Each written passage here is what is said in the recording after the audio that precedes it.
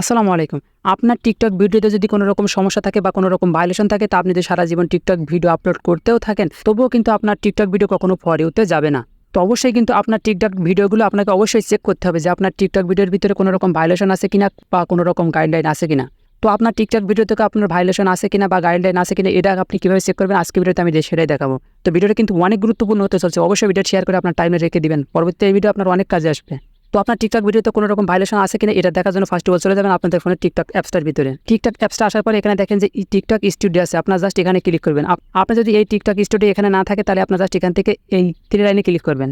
Three লাইনে click করার পরে এখানে আপনারা টিকটক স্টুডিও দেখতে পারবেন, আপনার জাস্ট এখানে ক্লিক করবেন। এখানে আসার পরে এখানে দেখেন যে অ্যাকাউন্ট চেক বলে একটা অপশন আছে, আপনার জাস্ট এখানে ক্লিক করবেন। ক্লিক করার সঙ্গে সঙ্গে এখানে কিন্তু আপনাদের অ্যাকাউন্ট, আপনাদের লগ ইন, আপনাদের পোস্ট, আপনাদের কমেন্ট সবগুলোই কিন্তু চেক হবে এবং আপনাদের ভিডিওগুলো এখানে অটোমেটিকলি রোবোটিক সিস্টেমের মাধ্যমে চেক হবে। আপনারা জাস্ট অপেক্ষা করবেন।